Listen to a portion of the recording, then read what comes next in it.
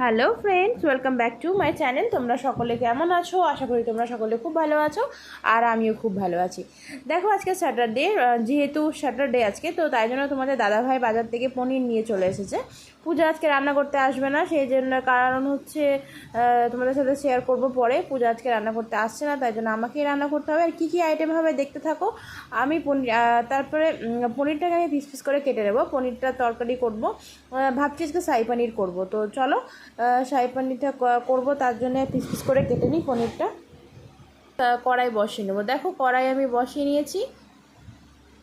তো কড়াইটা গরম হচ্ছে, ততক্ষণ আমি ভাবলাম পনিরগুলো পিস পিস করে কেটে নিই। দেখো, পনিরগুলো আমি পিস পিস করে কেটে নিচ্ছি, মানে চৌকো চৌকো আকারে, ঠিক আছে?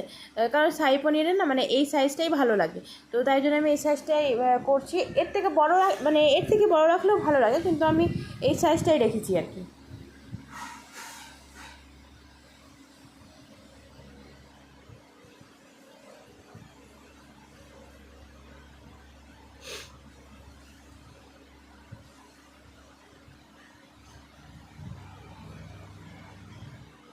দেখো পনিরগুলো দেখো পনিরগুলো আমার কাটা হয়ে গেল। এবার আমি কড়াইটা দেখি, কড়াইটা গরম হয়ে গেছে। এবার তার মধ্যে আমি তেল দিয়ে দিয়েছি কড়াইয়ের মধ্যে। সাদা তেলে আজকে করছি না, সাদা তেল বেড়ে গেছিলো, তো আমি ওই জন্য সরষের তেলেই করছি, সরষের তেল আর ঘি দিয়ে।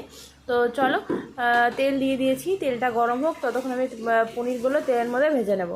পনিরগুলোকে আমি ভেজে তুলে নেব। তো আমি একটা পনির দিয়ে দেখে নিলাম প্রথমে যে গরম হয়েছে নাকি, তো দেখলাম গরম হয়ে গেছে। তেলের মধ্যে ভেজে ভেজে তুলে নিচ্ছি। দেখো, মানে পুরো ডিপ ফ্রাই করবো না, মানে 40% ফার্স্ট, 40 থেকে 50% আমি ফ্রাই করে নেবো আর কি পনিরটা।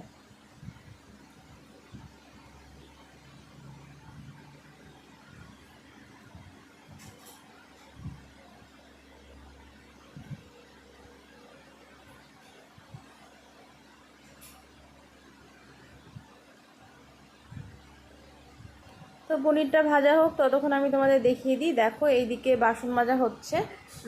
দেখো, জলটা আমি বন্ধ করে দিলাম, তাই জন্যে জলটা এমনি এমনি চলছিল। তো যাই হোক, চলো, এই দেখো বাসন মাজা হয়ে গেছে। এবার এই সাইডগুলো এখনও মোছা হয়নি, পরিষ্কার করা হয়নি, এই সাইডগুলো গোছানো হবে। আর চলো, এই দিকটা তোমাদের দেখিয়ে দিই ঘুরে। এই দিকটা মোছা হয়েছে ঘর, এই দেখো মোছা হয়ে গেছে। এবার দেখো, এবার মাসি এসেছে, মাসি এসে কাপড় কাচটা শুরু করেছে। এই দেখো, মাসি এসে কাপড় কেচে এই ছাদে মেলছে কাপড়গুলো। কিছু শোনা তোমাদের সাথে শেয়ার করছি। প্রচণ্ড রোদ ছাদে, একদম এত রোদ না, মানে দাঁড়ানো যাচ্ছে না। আমি যে ভিডিও করছিলাম তাতে আমি দাঁড়াতে পারছিলাম না, এত রোদ। তো আমি ঘেমেও যাচ্ছি, প্রচণ্ড গরম লাগছে। কি করব, কিছু করার নেই। আজকে পূজা আসবে না, আমাকেই করতে হবে, তো জন্য আমি তাড়াতাড়ি করে নিলাম। ডাল হচ্ছিল ওটাতে। এবার দেখো, এই যে ফ্রাইড রাইস হয়ে গেছে, এই যে ডাল, এই যে বেগুনির জন্য বেগুন কেটে রেখেছি, ব্যাটারটা তৈরি করে রেখেছি। আর এইদিকে দেখো পনিরটা হচ্ছে। তো চলো, এই দেখো পনিরটা হয়ে যাক, কারণ একটু মানে গ্রেভি রাখবো, তো তাই জন্য একটু ঝোলটা, মানে জলটা একটু বেশি দিয়েছি আমি, তো মানে গ্রেভি রাখার জন্য। কারণ আমাকে আবার ডাল দিয়ে ফ্রাইড রাইস ভালো লাগে না, একটু পনির দিয়ে, পনিরের গ্রেভি দিয়েই ফ্রাইড রাইসটা খেতে ভালো লাগে। তাই জন্য আমি একটু গ্রেভি বেশি রাখার জন্যই আমি পনিরটাতে একটু বেশি পরিমাণে জল দিয়েছি। তো দেখো, এবার পূজা কেন আসেনি বলো তো? পূজার হচ্ছে হাজব্যান্ডের আজকে অপারেশন আছে, তো তাই জন্যে পূজা আজকে আসেনি। তো আমি বললাম ঠিক আছে চলো।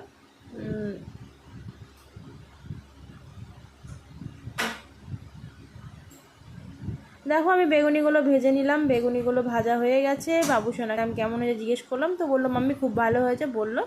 তো বাবুসোনা খাবার খেয়ে নিল। এবার দেখো, আমি আমার খাবার নিয়ে নিয়েছি, ফ্রাইড রাইস, ডাল, আর এই দেখো পনির, আর ওই যে বেগুনি দেখালাম। তো চলো খেয়ে নিই এখন। তোমাদের দাদা ভাই আর আমি খেতে বসেছি। এই দেখো খাবারটা নিয়ে নিয়েছি, বাবুসোনার খাওয়া হয়ে গেছে, আমি আর তোমাদের দাদা ভাই খাচ্ছি। চলো খেয়ে নিই, খেয়ে টেয়ে নিয়ে আবার পুজোসোনাকে খাওয়াবো। পুজোসোনা এখনও জেগে আছে, ঘুমোয়নি। সত্যি দারুণ হয়েছিল ফ্রাইড রাইসটা খেতে আজকে। তো দেখো, আমি খাওয়া দাওয়ার পর অনেকটা টাইম ঘুমিয়েছিলাম। ঘুমানোর পর ঘুম থেকে উঠে তারপর তোমাদের সঙ্গে আবার দেখা হলো। তো পূজা তো আসবে না, তো আমাকে রুটি করতে হবে। তো তোমাদের দাদাভাই বললো ফ্রাইড রাইস আছে, সেটাই খেয়ে নেবো। তো আমি আমার জন্য দুটো রুটি করব, দুটো রুটি আর কিছু একটা করবো ভাবছি। আর তোমার মানে দাদাভাই বললো আমার জন্য দুটো আলু ভেজে দিও, তো আলু ভাজা আর রুটি করব। চলো দেখো, সোনাকে খাওয়াতে হবে। তো এই যে মাসি সন্ধ্যাবেলায় চলে এসছে তেল মাখাতে। মাসি তেল মাখিয়ে দিচ্ছে আর আমি এদিকে আলু ভাজাটা করে নিচ্ছি। দেখো আলু ভাজাটা বসিয়ে দিয়েছি, তোমাদের দাদাভাই খাবে আলু ভাজা। আর এই যে আটা মাখা আছে, একটু রুটি ভেজে নেব। তো ভাজাটা হতে থাক ততক্ষণ।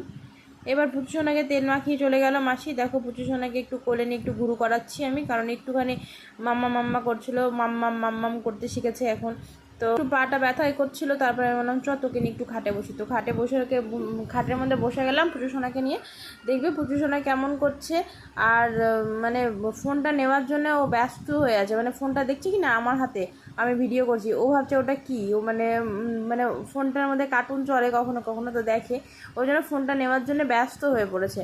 তো যাই হোক চলো দেখো কেমন করছে পুচুসোনা।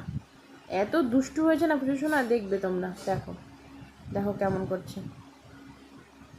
চলো ব্লগটা আমি আর বেশি বড় করছি না, সকলে ভালো থেকো সুস্থ থেকো। আর আজকের ব্লগটা এখানেই শেষ করলাম, আবার দেখা হবে তোমাদের সাথে নেক্সট একটা। তো গুড নাইট, সকলে ভালো থেকো সুস্থ থেকো, এইভাবেই আমার পাশে থেকো। বাই।